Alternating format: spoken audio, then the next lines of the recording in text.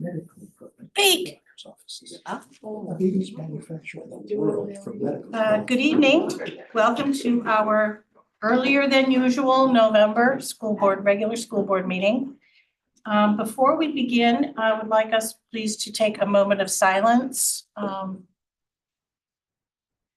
remember those that have been injured and suffered loss over the last week.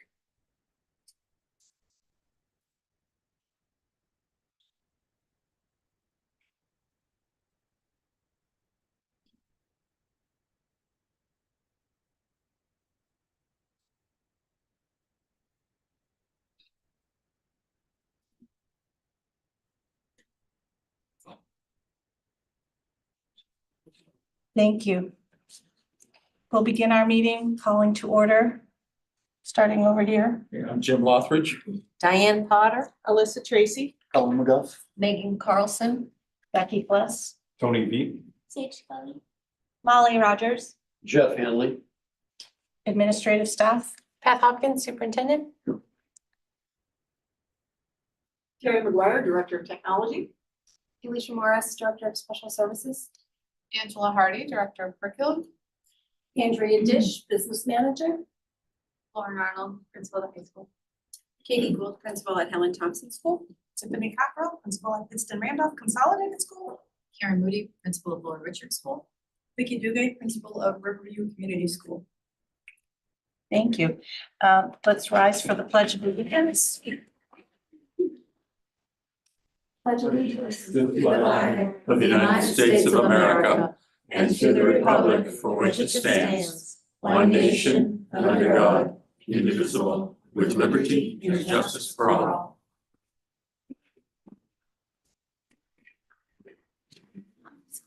Okay. Any public comment? Seeing none.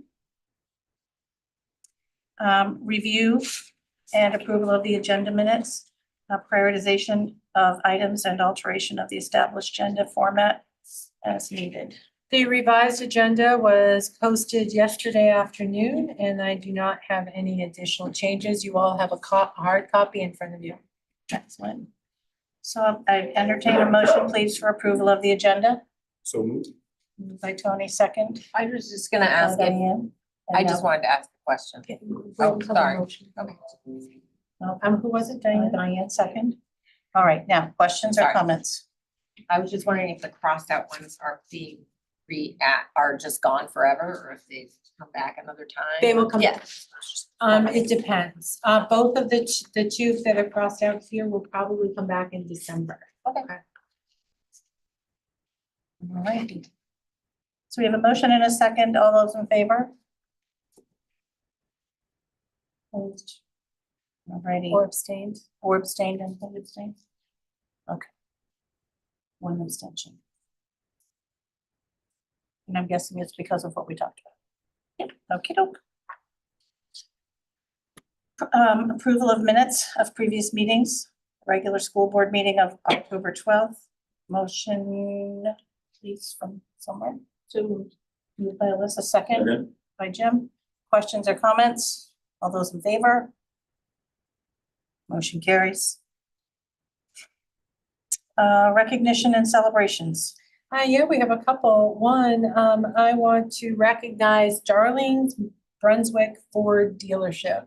And I want to recognize them because they have been going around our district giving free oil changes to some of our staff members. They have a new truck where they're going out and about doing on-site oil changes. And so as they're kind of advertising, they're donating their time and doing free oil changes for some of our staff members. So I just wanted to do a shout out. That's incredibly generous of that business. So, and then the other is for Cullen, that this is Cullen's last meeting. For now. For now. So, Colin, you are so great at coming in when we need you. So I really personally appreciate that. And I have a gift for you that is sitting securely on my kitchen counter. So I I'll know drop where in you and say live. So I'll drop it by. But I hope that you'll continue to come back because we need you. And we have really appreciated what you offer. Knowing how busy your life and your schedule are. You just bring a lot to the table and I really appreciate it and you. A second one. So, anyone else have anything they'd like to add? Oh, come on, we got a lot to get through. Okay. Thank you, though, I appreciate it. I'll be over. Yep. Okey-doke. Thank you, Colin. All righty, correspondence? As written. Okay, committee reports. What's that? Oh. Committee reports, CATC? I thought I gave that report last meeting about the, where we did the automotive.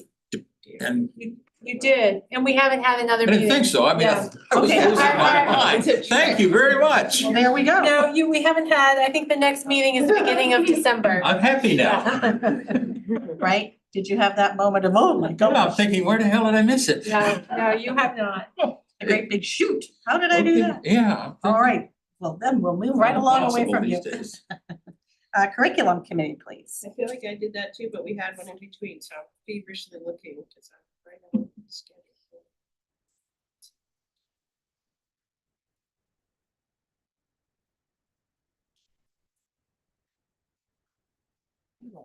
I feel like it was shorter than the other one we had, and I'm gonna. What else is this? Curriculum meeting, got it. Okay, yes. We talked about the managing anxiety with Lynn Lyons, which was timely for many reasons. And then we also talked about an opportunity to partner with the Great Schools Partnership and Public Impact. I'll maybe let you offer what that means. Yes. Yep. So this opportunity is funded by the Davis Family Foundation.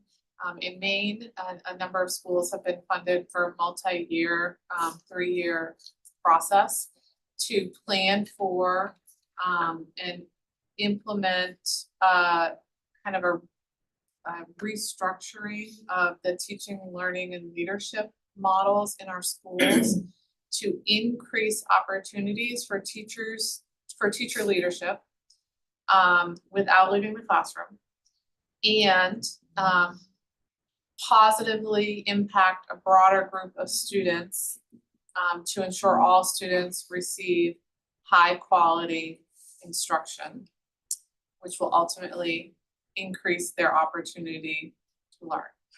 And that's what opportunity culture. We believe it will work nicely with the 4 themes of this coming out of the strategic listening session, especially around educator sustainability. So kind of redefining our teacher roles and through the leadership structure, enabling that job embedded leadership and learning. It's not just like adding on to what they're already doing, but kind of restructuring to ensure people are getting just the best support they can possibly have with the most expert people in a partnership and collaborative way rather than a top-down. Which will also allow for distributed leadership across the building, which should allow for our administrators to have a more sustainable position in our work. The first year is a district planning process. The second year is a school planning process. And the third year is implementation. It is meant to be budget neutral. And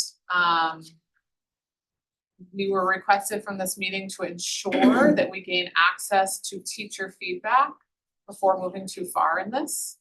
And so I have some plans that I've talked over with Pat to get to work with the administrators and the association to the Teachers Association to ensure that there's a raised level of awareness and interest in this before we go too far down the path. Thank you. Now I like visualize the graphics we looked at, so I'm back. And I recall that being also, as you just described, Angela, like, the the cohorts in the classroom could elevate folks that aren't necessarily teachers and vice versa, and Yes. create some small groups and impact. Exactly, really looking at utilizing this, so this is a lot like the work we've been doing with Nate Levinson and district management group all this time, right? Looking at the strengths our staff has, leveraging those to ensure that they're working with students in the best way that their skill set offers and their interests offer. So really looking at our support staff, utilizing them efficiently and effectively, our teaching staff, and our intervention staff, but maybe a little differently than the current model that we've been using for a very long time. Functions, and with declining enrollment as something that we're paying attention to, we think this could allow us to be responsive to that, but still be flexible enough if our enrollment increases that we won't have like undue class sizes. Question. Yes, Jim. Is there a moderator or coach in the classroom part of the time? Or is it self-evaluating, or how does it actually work? Yeah, so the fun part is we get to sort of design it. There's Okay. all kinds, so this has happened all over the country. In lots of places, including Texas and Florida and Ohio and Pennsylvania, so sort of all different kind of demographic groups, rural, urban, and suburban. So, and they've been doing this for over a decade, so that's nice. There's like proof points, we know this can work. And in some of the communities, depending on the configuration of their schools and the number of staff they have, organizational structure shifts a little bit. But yes, the idea is that teacher leaders can coach into like maybe newer staff in a way that's different than them meeting after school, or, you know, or they're sharing students in a way that's different than we currently envision one teacher 16 to 20 students, one teacher 16 to 20 students. The hard part is because it's a design process, the district, to ensure there's no barriers in the way of making this work, ensuring it's budget neutral, that sort of thing. And then the school level, to ensure it's developmentally appropriate for the ages and stages of the students. We don't know exactly the outcome. We have a few models we can look at and see if any of them would work here. We may want to tweak them based on our context. That's the tricky part. So we're not so far down this path that we're fluent in articulating this. And actually in the curriculum committee, I stumbled quite a bit, because I was like, I knew what the goals were and I knew the intent, but if you ask me what's it going to look like exactly in 5 years, I'm not quite there yet. But I know it's responding to some of the challenges we're facing. And one of the things that happens with teaching staff especially is they either stay in their teaching career the whole time, which is lovely, or they, in that 3 to 5 year window, they exit teaching or they look for administration, somewhere after that. And this is a way to extend their career with direct impact with students, but recognize their expertise and their commitment to peer leadership. So we have a few visuals. I might have attached them to the minutes. If I didn't, I can. Yeah, those were helpful to That see. might help Yeah. show what this could be. And you would mention it's like no budget impact, but also the intent was you're doing it while you're learning it and you're figuring it out over a 3-year period. It's not like it needs to be done in 6 months or can't adjust it. Okay, so they And it would could not be be, building specific too. they would not be providing somebody in the classroom to basically be the teacher's teacher. Am I- No, and there's training for teachers though ahead of time. And then you develop internal structures of support, so that the implementation goes smoothly. And then the system, the people on the teams designing for 2 years have support from a Great Schools Partnership, a school systems coach, and 2 people from Opportunity Culture that have done this kind of all over the place. Yeah, right now there's 3 districts in Maine engaged, and they're hoping to expand that a couple more. And it did come up in our curriculum meeting as to where they're located, and because they're sort of all signing at different times, I'll just say southern Maine, a couple, if we consider ourselves central, I'd say a couple central Maine and either western or northern Maine. So they're looking for different demographics too, because the idea is the concept, especially in schools like Maine, where everywhere we're sort of dealing with some enrollment changes and budgetary constraints. They'd love to be able to see some proof points that this can work here, just as it is in all these other regions of the country. And the research they've done on the schools that have, a number of the schools that have implemented this, suggests that the student achievement and growth rates are significantly higher than schools that than they were before they did this. And I have the data, but not off the top of my head. So the data was probably presented at the curriculum meeting? Yes, it was. It's on video. So if you all are interested, which we all should be interested, let's go in and watch it before we're tired at night. Pop some popcorn, takes an hour. Pour yourself a cold beverage and watch an hour of curriculum to inspire you. Totally. Totally riveting. Did you Yes. say there's 3 or 4 others in Maine that have already implemented or are starting the 3-year process? Yeah, they're starting the process this year, just like we are. Thank you. Is there more? No, that's it. That was awesome. Thank you. Okey-doke. Dropout prevention, no meeting. Finance committee meeting. This was riveting. As always, how do we spend the money? So we did an update, as you all remember, we've had an inquiry about our hourly wage employees that are ticket takers and clock watchers and things like that at our athletic games. So we had an update on the hourly rate question, and it has proven to be, as so many things are, not as easy as it looks. So we continue to drill down into, am I saying it okay?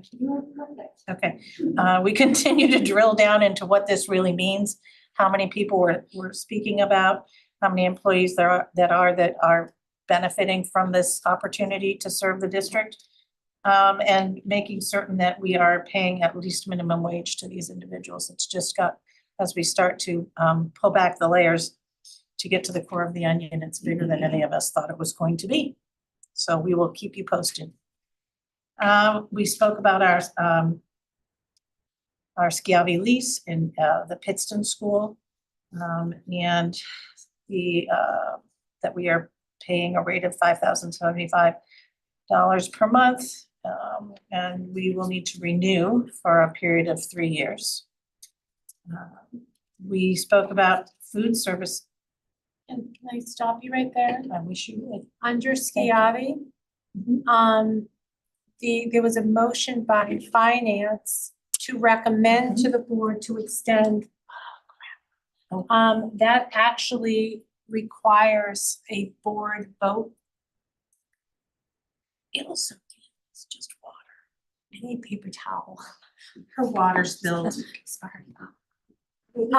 So the board needs to approve what it is an extension of the existing lease. And if the board extends for 3 years, they will maintain the existing rate. Price. They won't increase the rate rate will for the not next 3 increase. years, but it does require school board approval. Correct, we brought it here for that, so What is it for? The The Schiavi lease over at the Pittston Randolph School. Schiavi? Schiavi, The modular the units. modular That's good. unit, we leased Sorry. one and we I know what, purchased another. yeah, I thought So this that is was the- it, but I wasn't. Yeah, so this is the leased one. Okay. LEASED, not leased. Leased one. Has been leased by the It's been lessor to the leased. lessee. Correct, and we are the lessees. So it's a 5,000. Awesome, thank you, sorry about that, folks. Excuse me, sorry. Oh, no, as we were. So it's a $5,075 per month lease, and we need to renew our lease for the next 3 years. If we don't renew the lease, the cost will go up.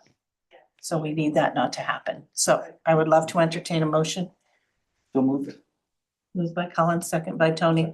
And are there questions regarding? Yes. When do we have at least a purchase option on those buildings? We discussed a purchase option. I think we discussed waiting until we find out what we decide to do with the consolidated school. I mentioned to the finance committee that the lease all along has been reimbursed to us through our ED 279 by the Department of Education, but they're only allowed to reimburse us for 5 years. I think once we have our consolidation discussion, we can decide how to best move forward, if we're going to build a new school or whether we're just going to remain as is. Yeah, that's not answering my question though. When do we actually get the option? I mean, there must be, is it just we have to ask for the option at a specific time or whenever we want to? I got it. Okay, thank you. You're welcome.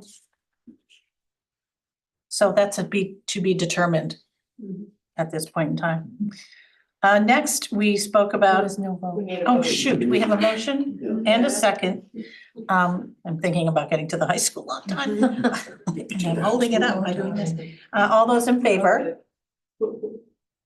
Motion carries. Now we can go on. So a little longer than 5 years ago, we purchased a piece of equipment for the high school kitchen, a steamer, which has cracked. And it's very expensive to repair, so it's in the best interest of our kitchen to purchase a new one. So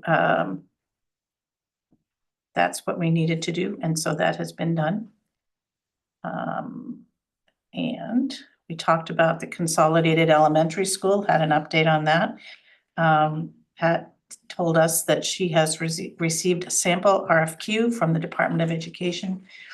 And she hoped to have the RFQ posted within the next week. Which did not happen because they sent us an RFQ that was more appropriate for brand new school construction. So we've had to step back and really try to find a different RFQ. And I met with Gabe this week and it is a work in progress. I shared with him some information and he's trying to pull that together. So we will get that out as soon as we can. Alrighty.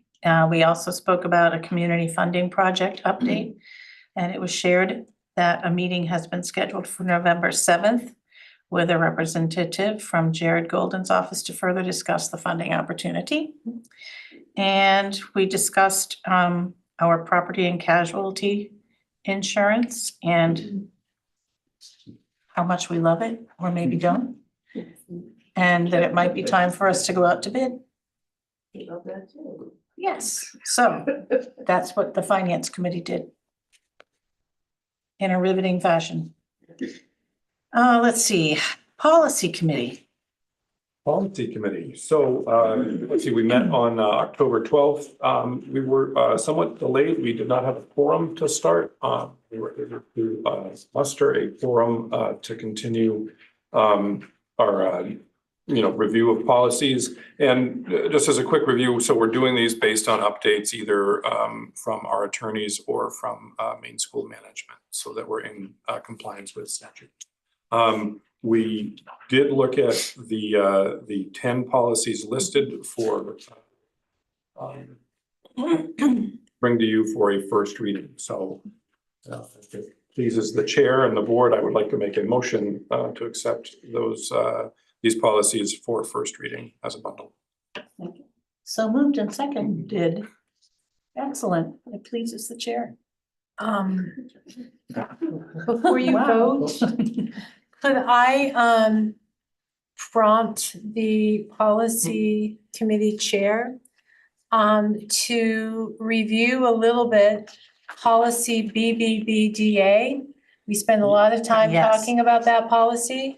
And regarding absences from board meetings and what the committee would like to have people do if when they need to miss a meeting and what qualifies as an excused absence. So yes, I'd be happy to go over that. Thank you. And actually, probably should have double checked, just being mindful of the time today. Would Yeah. also be happy to explore more later and as part of our boardsmanship thing, process that we'll be reviewing.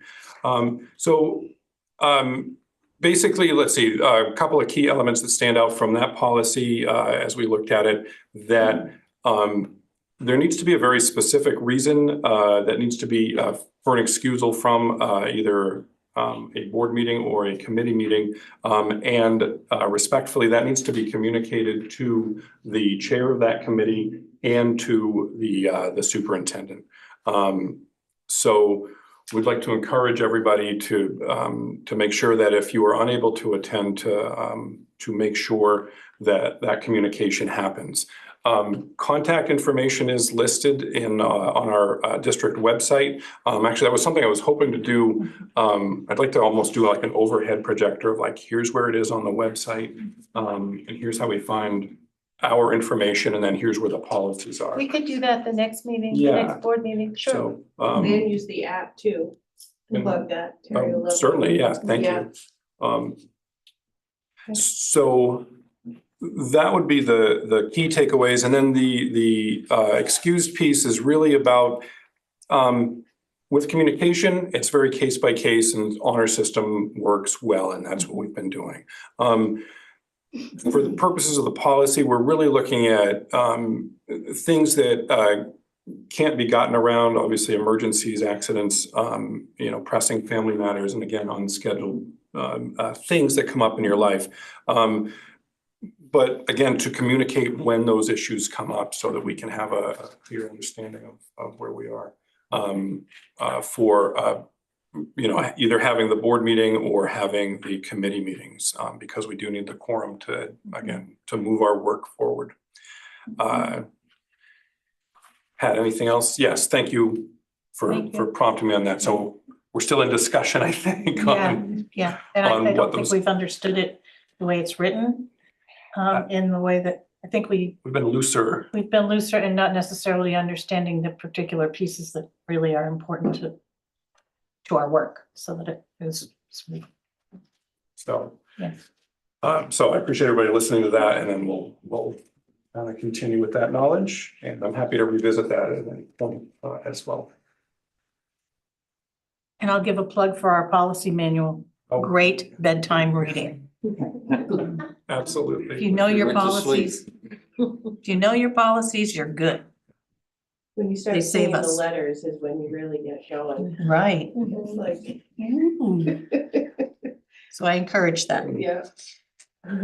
Thank you, Tony. Let's see. So we still need a motion. We have a motion. We have a and second. motion. I was just looking.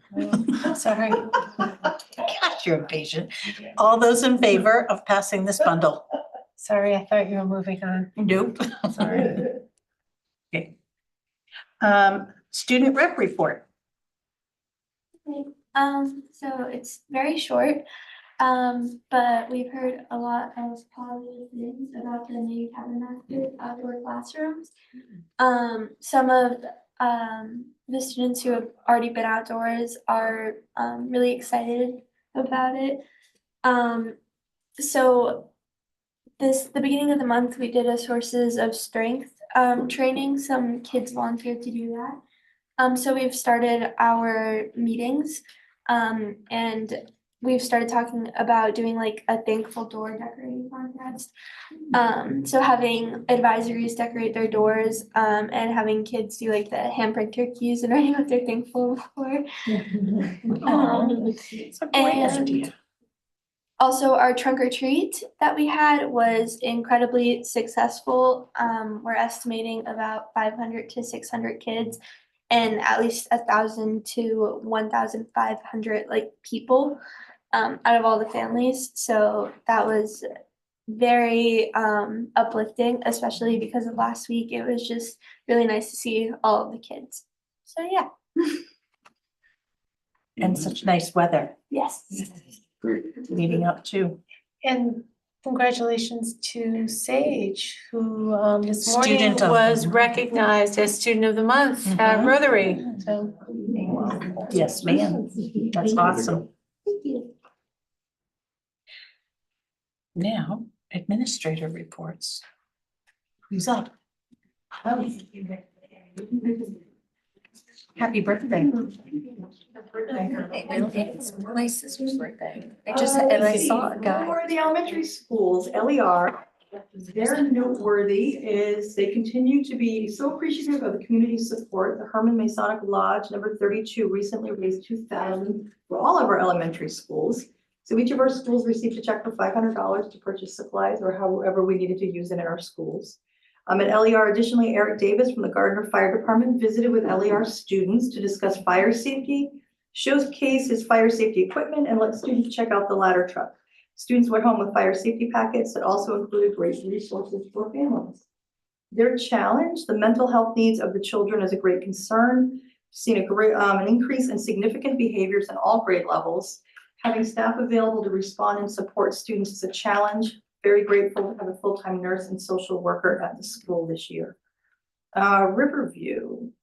We also just finished Fire Prevention Week, though we didn't get the last grade in. We've got to reschedule because of last week's canceled days. But the Gardner Fire Department came and visited with 3rd and 4th grade. They taught students how to keep safe in the event of a fire. And the highlight was being able to see the ladder truck. That was definitely the highlight. At Riverview, we're also starting to teach our yearly bullying prevention unit. It consists of 4 lessons per classrooms per grade, a total of 40 lessons overall. Students learn to recognize the difference between bullying and peer conflict and how to report and refuse bullying. They also are learning how to be supportive bystanders by recognizing, reporting, and helping their peers refuse bullying. Our challenge is we are waiting for a new PE teacher to be approved and become available. In the meantime, we are extremely thankful for our long-term sub, Mr. Hanley, who has been doing a fabulous job filling in. So it's quite seamless. So he has just been wonderful. At HT, PTA sponsored Scholastic Book Fair is off to a fantastic start, and the PTA is committed to making sure all students walk away from the fair with a new book. Additionally, a collaborative project for the students in Stars and Steps is a combined music and art experience. Students experimented with sound and color to design and create their own instruments. Oh, I'd like to see that, actually. Challenge, they've seen an increase in the number of staff vacancies that go unfilled, stretching resources to cover essential programs, classrooms, and support services. This causes staff to grow weary, supporting in different capacities and never knowing what to expect from day to day. At Pittston Randolph Consolidated Schools, they have been out and about in the community. 1st grade visited Bailey's Apple Orchard, 2nd grade visited the Gardner Public Library, and 4th grade students visited Merrymeeting Bay. And the local fire department also visited and taught them about fire safety. The visit included Mrs. Adams and Mrs. King getting hosed down to demonstrate just how waterproof the uniforms are. Wow. Another one I'd like to see. The 5th grade students also took part in real world learning and wrote letters to local businesses on behalf of the fundraiser. Thanks to the efforts, over $1,000 were donated, and collectively they've raised $3,700 at last count. We want to thank the many families, businesses, friends, and students who have helped make this fundraiser so successful. And their challenge is staffing continues to be a challenge. That is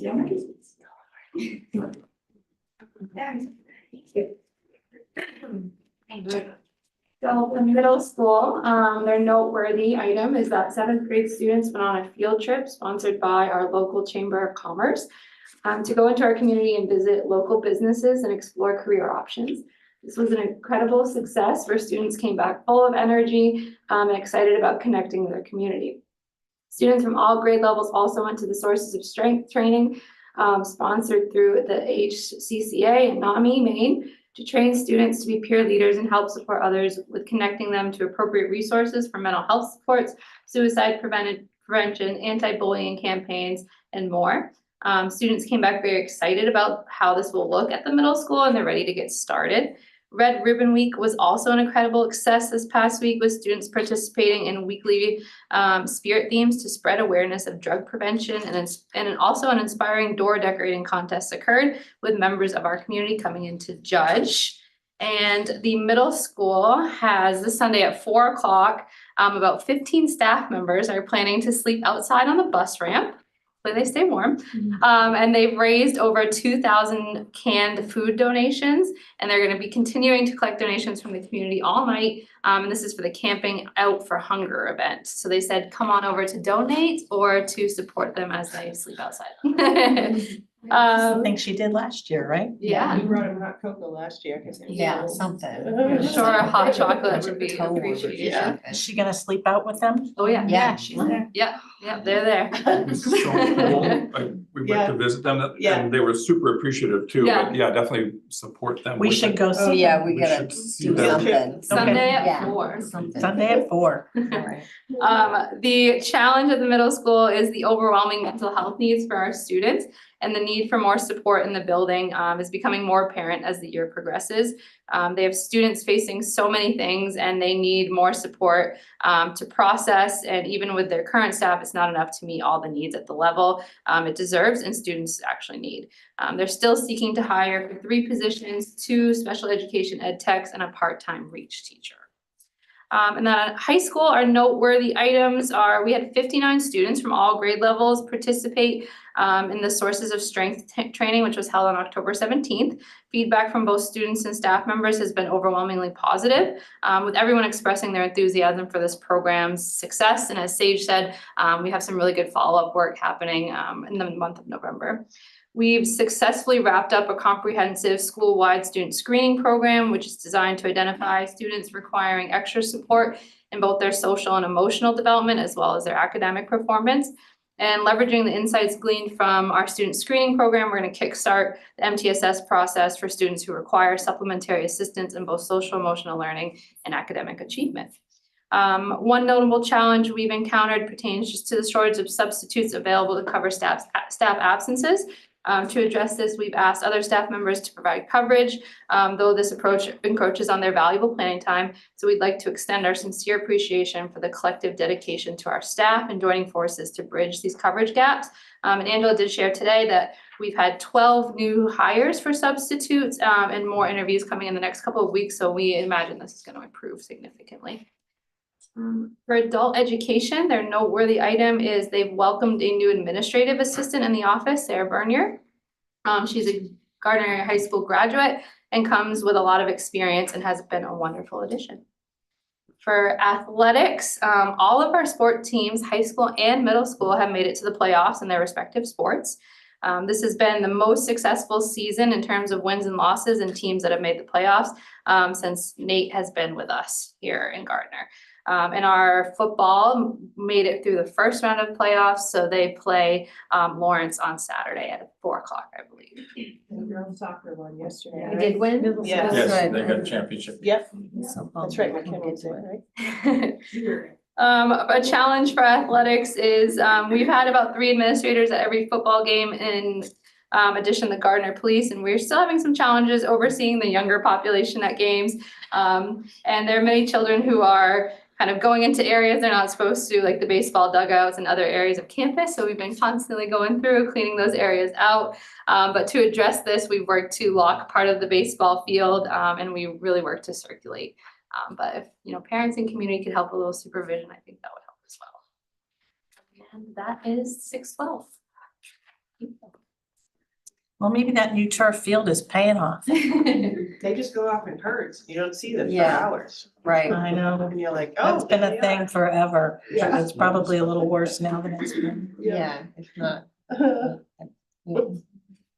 Right, so I have system directors.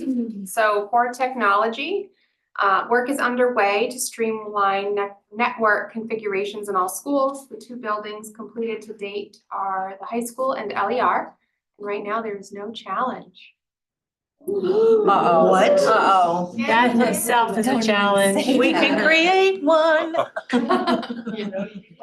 For special services, Brian Wilson, the district school psychologist, he made his way to Maine from West Virginia on Sunday to offer invaluable support to both students and staff in the wake of the tragic events from the previous week. Challenge, staffing and supporting students' mental health needs. We need more counseling and support services. Operations, we are excited to welcome aboard Vincent Baldwin as our newest driver. We have recently been approved by the Federal Motor Carrier Safety Administration to be a driver training location. This will allow the district to do necessary classroom and behind the wheel training required for all new entry-level drivers. We received our first set of training books this week, and Vince will be our first participant in the program. Challenge. We have had a significant number of staff absences that has pushed the transportation department to its limit of what it can cover without canceling bus routes. We are hoping to get everyone back and healthy before winter sports season starts. For nutrition, we started the year off fully staffed, which is very exciting. Although we did have someone go out on a medical leave and our one and only sub ended up getting sick and had to be out. But at least we had all the positions filled.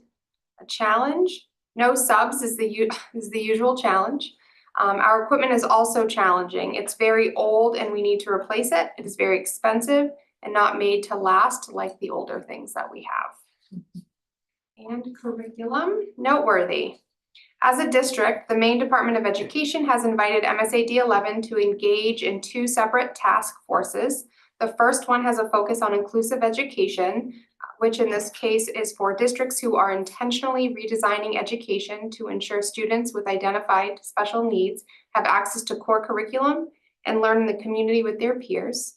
Research has indicated that this approach will benefit all learners and actually raises achievement across demographic groups, all demographic groups. The second task force is sponsored by the U.S. Department of Education and is called the Sturdy Bridge Learning Community. The focus is on developing a strong foundation for students in kindergarten, as it is a primary indicator for future learning success. We will be joining this group alongside RSU 14 and the Skowhegan School District. A challenge, as noted above, is it is difficult to balance the implementation of thoughtful and rigorous learning experiences when we continue to experience a high level of staff absence rate and a low rate of coverage by substitutes. We have a pool of 40 active substitutes, and Angela has hired 11 since the start of the school year. There are an additional 6 under review currently. With that in mind, since October 1st, we've had 590 absences, with 412 of those absences needing substitutes across 18 days of school. That's an average of 23 people needing substitutes across our 6 schools daily. We will be able to fill 58% of these absences. This rate does not include unfilled positions, such as the behavior program, the teacher of the behavior program at the high school. And that is it. Thank you. So we anticipate that by having the bus driver training program here, that it might be easier for us to lure them in. Well, the kids have to start being better on the bus then. Yeah. If we're gonna lure any more bus drivers. You can lure in bus drivers who love a challenge. Yeah. There you go. Becky, with the hiring of Vincent, we have full staff. We have full staff, Yes. so there'll be extras. There- Yeah, so Space. they'll get like a really good sense of. 3 months, I think.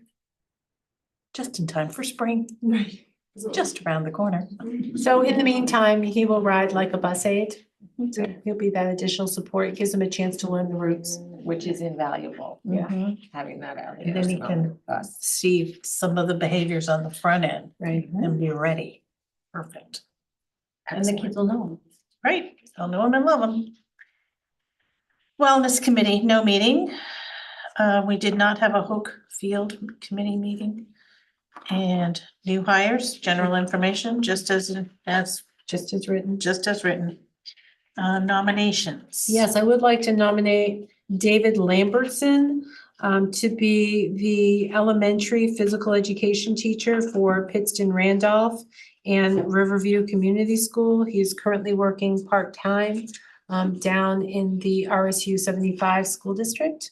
And we are really excited. We believe he has a great skill set that would benefit our schools, and our students. So that's my recommendation. Second. Moved and seconded. Questions or comments? All those in favor? Excellent. Motion carries. New business.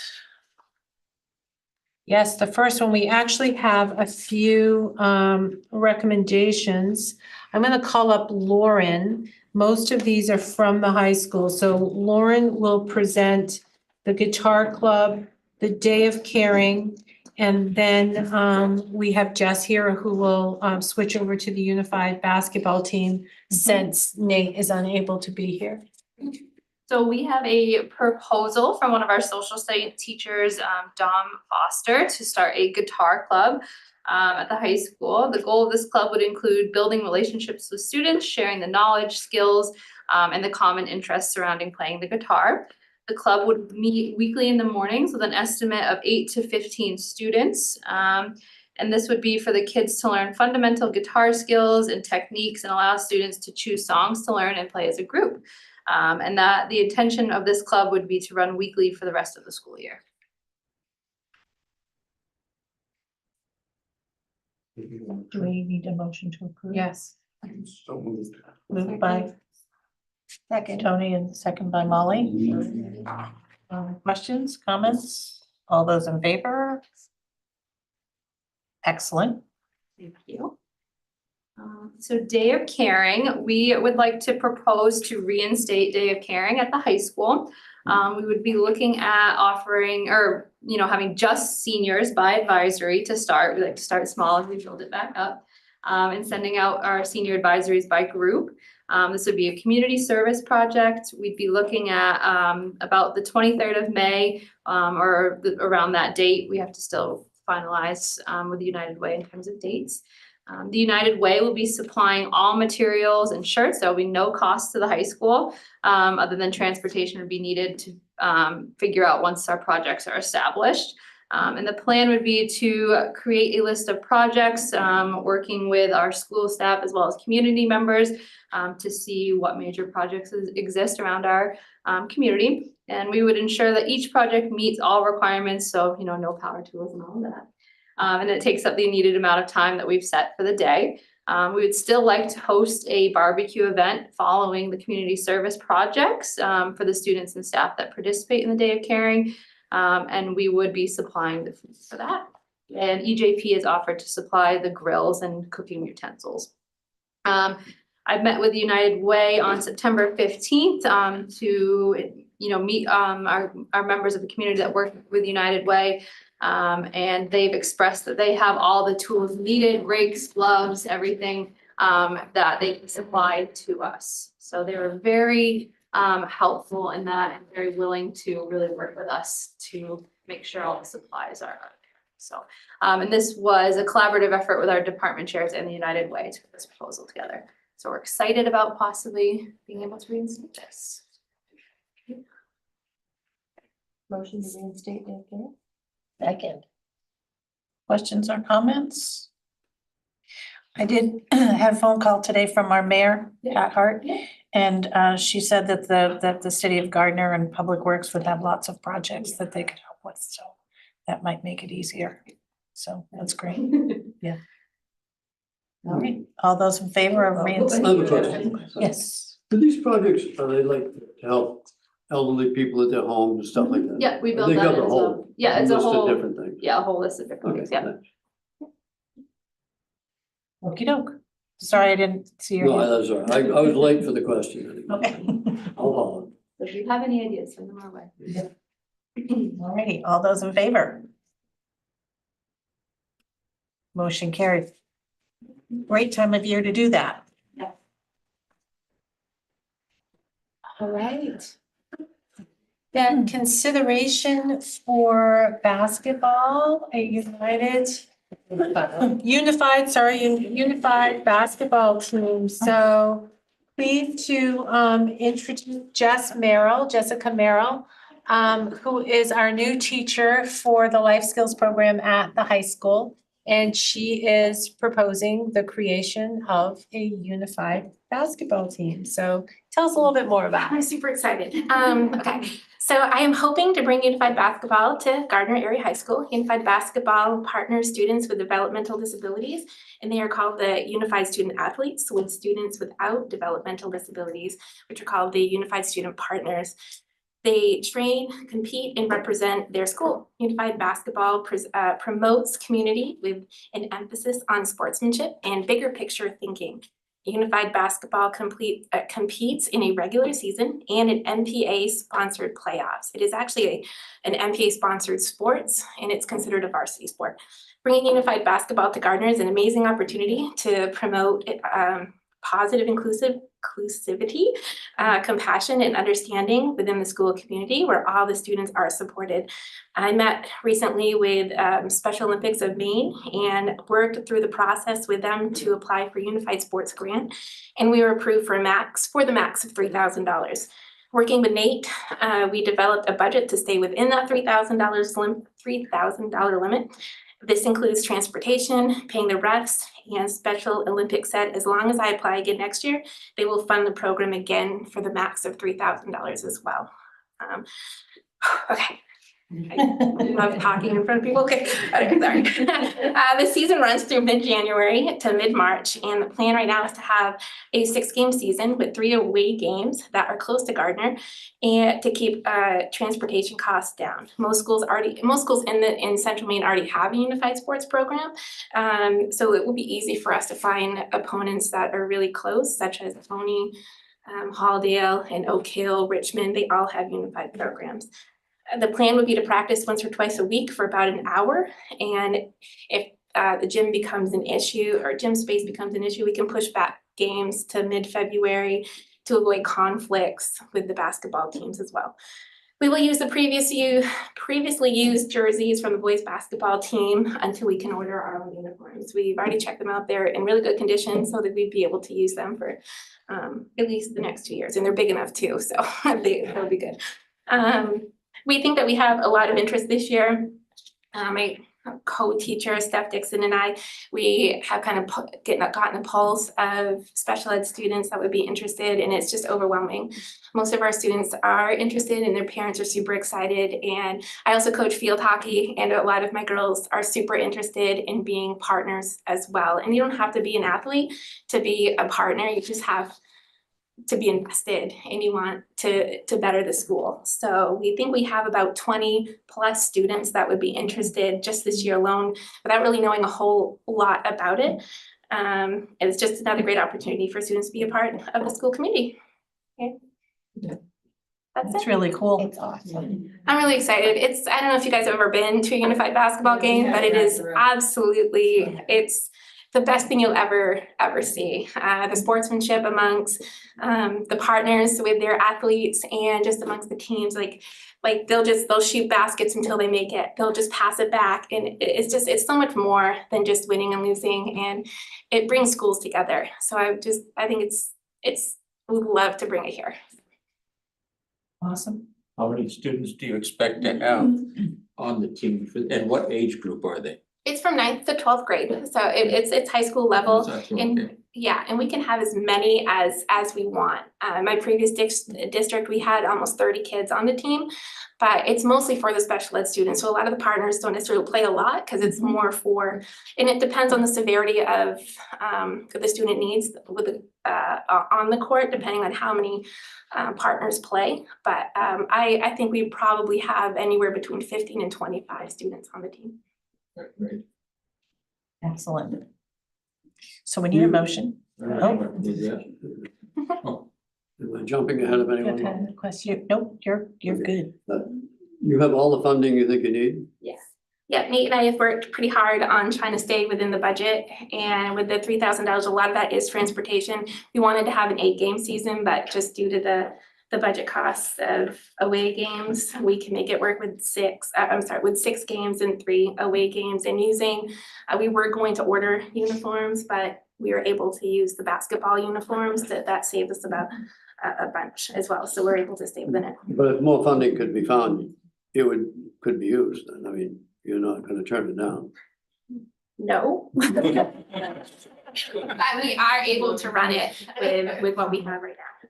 Okay, because I know of an organization that might be willing to fund part of this. Because we would love to give them like shooter shirts and stuff that says as well, but that could be later as well. Okay. So if there's opportunities, I would love to talk about it. So. We'll be in touch. And just for new board members, you have a policy regarding the creation of clubs, right? And your policy says that a club has to be approved by the board.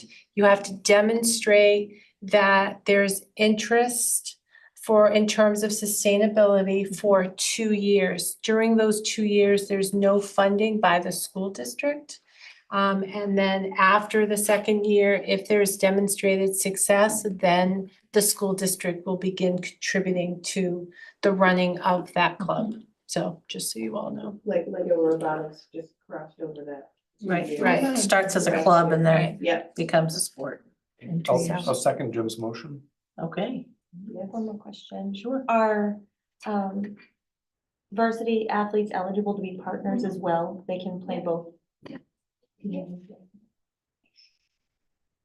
All right Is then. this worth mentioning that Steph Dixon submitted a late breaking letter of support also? Yes. I'm not surprised, and that's amazing. Yes. She's awesome. She wrote She where? She wrote in emailed. at like 5:05. At 5 o'clock, she sent an email I didn't know that. because she couldn't be here. I have not received that, so if someone would forward that to me, because that would have to be part of the permanent record for the Oh, school sure. board, Yeah. so. Yeah. Want me to just read it out? I know we're on a time crunch. Are they both the same? I just sent it to you. If it's short, yeah. Okay. From Steph Dixon, Academic Life Skills Teacher, Gardner Area High School. Hello, I'm not able to attend the meeting to support our students in offering unified basketball. I know that this is something the school board will be reviewing tonight, and I want you to know, as a life skills teacher and as a parent, I feel the students in our district deserve this opportunity. Unified sports offer students with and without disabilities to work together and build skills, and while they may be playing a sport, this also gives students an opportunity to partner with one another socially. Unified Sports also offers the community a chance to come together and support each other as we build the village that supports all our kids. Thank you, Stephanie Dixon. Summed it up well. Perfect. And All right. All those in favor? Motion carries. Thank you. Thank you so much. Good job. Thanks. All righty, the farming collaborative. So I received an email from a neighbor to Gardner Area High School. And she is inquiring about the possibility of working with the school district and working with the high school in a more sustainable manner. So she sees that we have land at the high school that's currently being mowed but not being used. And wondering if there would be any interest in allowing her to farm some of that property, to grow fruits, vegetables, flowers. She's looking to do is farm the land in a sustainable way with no tractors, to eat some of the produce, let the students school pick and use the rest for meals at home or at school. It could be a great way for high school students to get volunteer hours in, and certainly teachers could use it for instructional purposes. She is thinking about areas around the parking lots or maybe the very front of the school, certainly not around the play fields.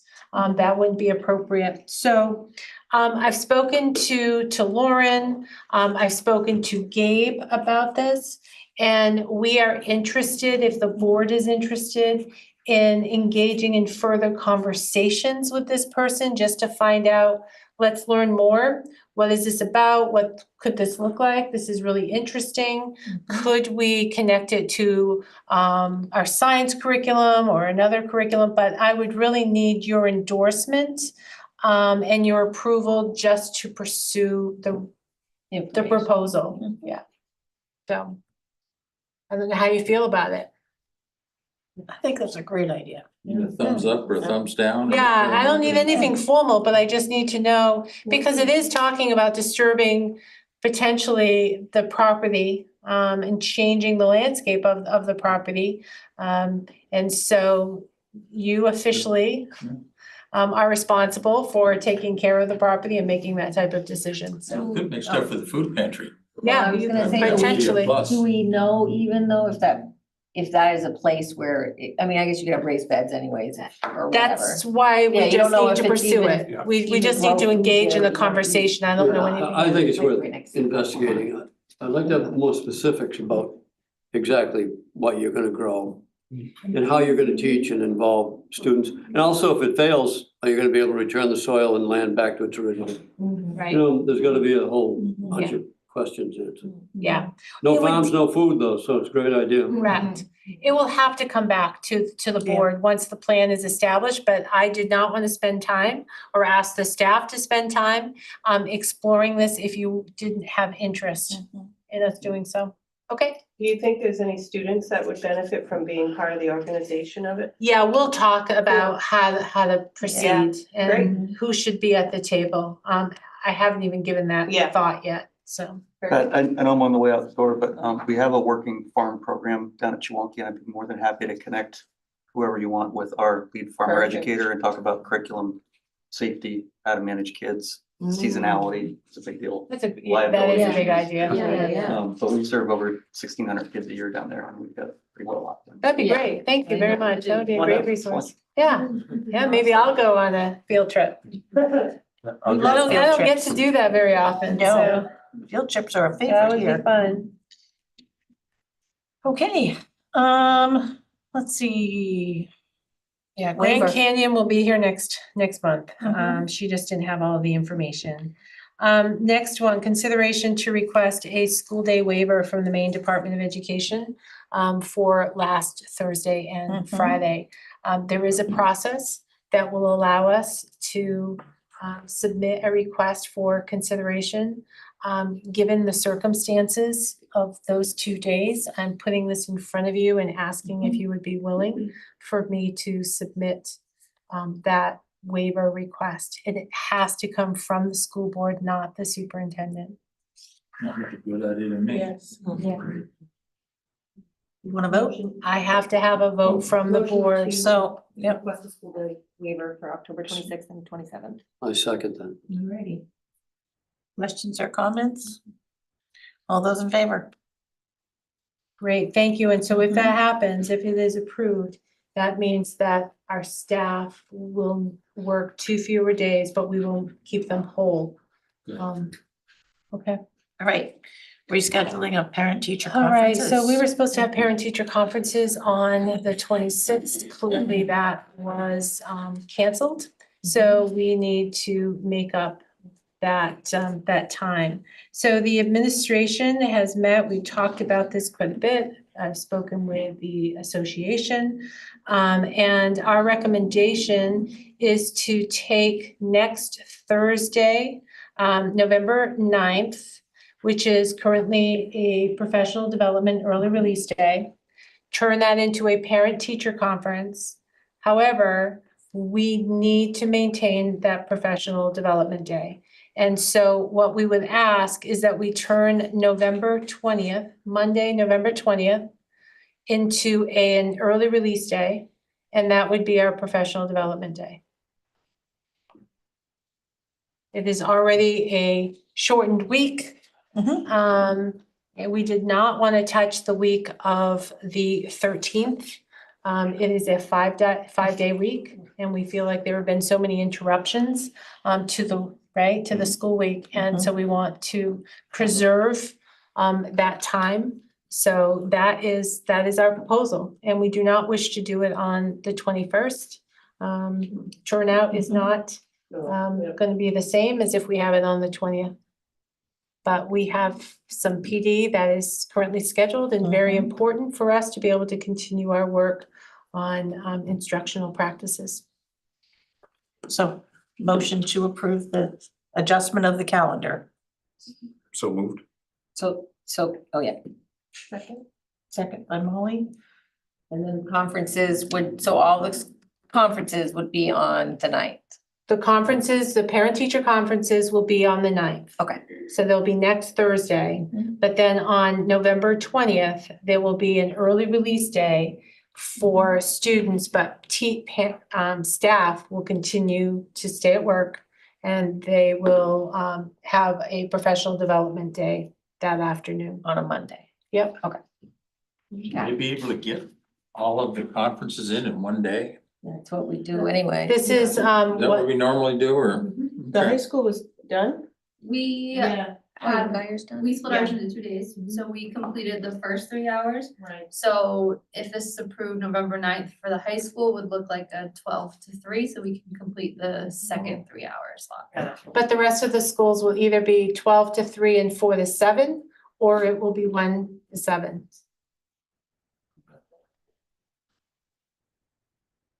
All right then. We have a motion and a second. All those in favor? Great, thank you so much. Superintendent's report. Very short report. I've mentioned to you that I've started to create and release a monthly newsletter. And in conversations with my staff, we're talking about how do we expand upon what we're already doing. We're talking about maybe highlighting members of our staff. So parents, community members get to know who's working at the central office. And then it occurred to me, why don't we do the same with a board member? Shouldn't we be putting a spotlight on board members as well? I mean, your individuals, community members know you within your community, but they don't necessarily know you in every community. And it might be nice to kind of put a spotlight on all of you as well. So I thought I would throw that out to gauge your interest and determine if you would like to have me include a board member each month in the newsletter. Is that nice? That's a great idea. Okay, who wants to be first? No, right? Cullen or Jim? I think we should start with Cullen. Okay. I think so too. Left out in the cold, I don't believe that.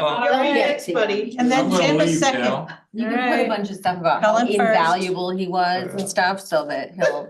Well, we're gonna have, You're gonna dig. we're gonna standardize some questions, right? We're gonna have standardized questions and then you will have to just answer those questions. Like, what's your favorite food? What's your or whatever. favorite food? What's your pastime? You know, that, If I stop beating my kids. Right, Uh-huh. exactly. Right. Right? simple things. All right, when's the best time for people to stop by? Yeah, you know, what's your phone number? Out there. Right? All right, so you'll be hearing from us. All right. And then Angela was going to give a very brief update on the strategic plan process, next steps, right? We talked about that. Yeah, I just forgot for a second. Pat, also, I'm sorry, before, Angela, you were going to reschedule finance? Can we do Sorry. Angela first and we'll Sure. do the finance? So, Pat and I actually talked this week quite a bit about this. Couple things are going on. One, I'm afraid that the work of the strategic plan is gonna bottleneck with me, and that's never a good thing if one person ends up holding up the process. The other concern, and part of that is because we did want to be as inclusive as possible in our feedback, as I had suggested, and then had thought about parsing it out by the learning themes and the community agreement or compact. And then, of course, that would result in me analyzing all that data and again, holding up the process. So I was trying to talk with Pat about what's a more efficient way of doing this and still ensuring inclusivity. In that kind of ongoing feedback loop. So we are now thinking that instead we'll bring a team of people together to the administrative team worked really hard on this earlier this summer. And so we have a lot of information to process alongside the report. And so bring a team of people together that represent the different stakeholder groups that participated in the learning theme and have them work with me to kind of draft out the actual strategic plan from that information. Have that filter back through the administrative team, because not everyone on the administrative team has to be on the other team. So they have lots of duties. So, and then have them also refine and revise. And then bring together a broader group that at what Pat calls like a community cafe or something. World cafe. So like tabletop sort of things. And really look at that with some facilitation, and we may actually ask for some external support for that facilitation. To ensure that we're that the plan itself is representing the intent of the intended results of those strategic listening sessions. We do think, while there's 4 themes from the strategic listening, we do think there'll need to be another layer on the strategic plan to include like operations, facilities, that sort of piece, to enable some of those other pieces to take shape. And plus, that's a big role that you play, right? Is that ongoing maintenance and review of our kind of operations and budgets and that sort of stuff. We think then, as a result of that revised process, it can be more timely. And I'm concerned that if I did it the other way, besides me slowing down the process, we always get distracted in the budget season, and that's pretty long.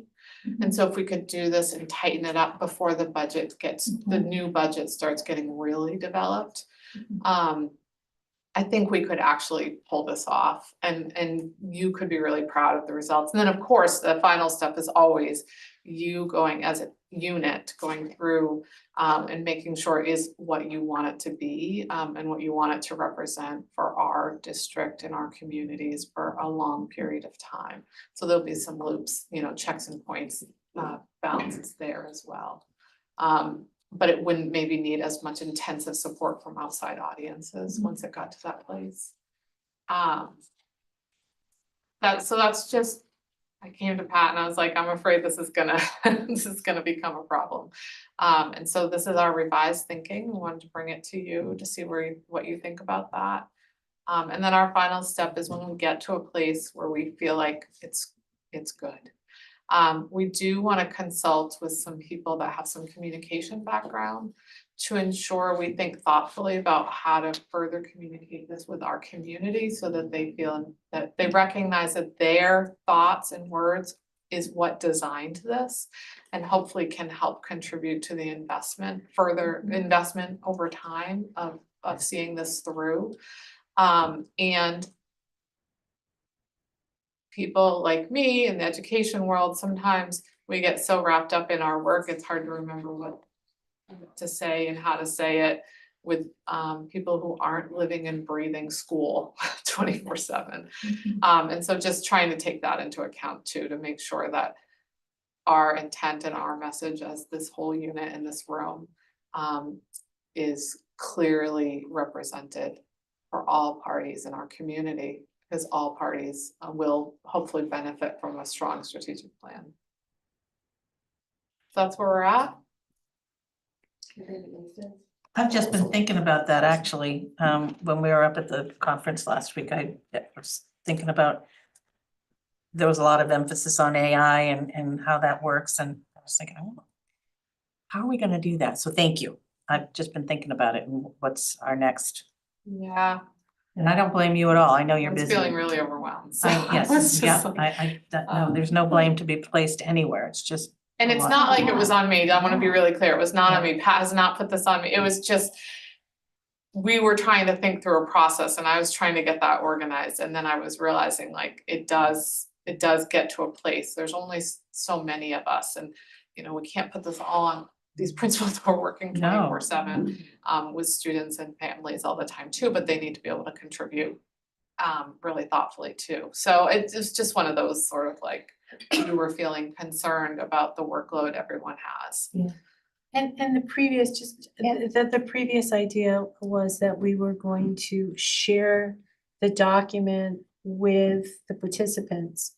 Well, if you just send out a document and you share it, we're not going to receive the same type of reflective feedback and input as if some of us were together, right, in a room, engaging in a conversation. So I think that the outcome of this process will be much richer. And in context, Yeah. that feedback will be in context. It's like we did in the middle school library where we Yes, started, scale, right, in a yep. smaller Correct. What's smaller the group, timeframe right? for this? Well, we're still fleshing that out, but I mean, it gets pretty deep into budget in March, so I'd love to have it done before then. Yeah. That's a legitimate timeframe. I was just gonna say, it reminds me so much of Heart and Soul Yeah. when we did that. And if you take those 4 themes and break them out into smaller conversations. Sometimes you can even get people to come in and hear about it and talk about it and get even more than you know what I mean? Like bring your draft Right. to the community and then take that to write your draft. You know what I mean? So you really know you're hitting And all the provide- marks. you know? Provide snacks. Always and free people- food. I'm Oh, serious, just say free food. snacks, free snacks. Especially in the winter, you know, in these winter months, it's nice to have an opportunity to be together and do something different and. What were those four Feed them. themes again? So mental health and wellness specifically around students, educator sustainability. Yep. Flexible curriculum and community connections. You could totally swing 4 separate conversations and Me invite the too. public. I And really maybe do. even do it more than once so that Yep. so that the Get groups were different- able to, Target different demographics. yes, and hear different pieces, if I'm on the. It whichever one. comes down to time. Yes. So if we I could do a know. night, Yeah. right, if you could do one night, 2 or 3 hours. Yeah. And people And could do breakouts, rotate. yes, Right. yep, do breakouts. That's exactly what. But multiple nights, It's difficult. realistically, that may not happen. Or if you had like an afternoon session and evening session or something. Looking at not a late evening, like a. Oh, sure. Or a morning and an afternoon or whatever. So we'll kind of play, if you're okay with that, we'll Yeah. try to tighten that up and get that going. No, I'm. Communication vendors I'll send your way. Yeah. And then I'm happy to help facilitate, I do that a lot.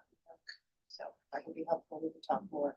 Our funds are limited. Right. So we're open to vendors who will donate their time. Even just a gut check on some of it for us, Yes. you Yeah. know? Yeah, makes sense. Thinking ahead on it. Yeah. And Then the last one is actually for the finance committee. We're scheduled to have finance on November 21st, which is the Tuesday night of Thanksgiving break. A lot of people travel. Wondering how you feel about shifting the meeting to either Tuesday, the 14th or Tuesday, the 28th. So the 14th, that's what I would do. I would do the 14th. Based on what you have for an agenda, is the 14th good or is the 28th? The 14th should work. Right, others on the committee, the 14th? Fine. Even. All right, that's all that I have. 14th. Yes. So we can adjourn? We can. Can I ask one quick question before we adjourn? Of course. The events in Lewiston, that always, at least in most of the organizations I've worked with, that props everybody to pull the emergency manual off the shelf. Are you still feeling good about the comprehensive emergency manual? I'm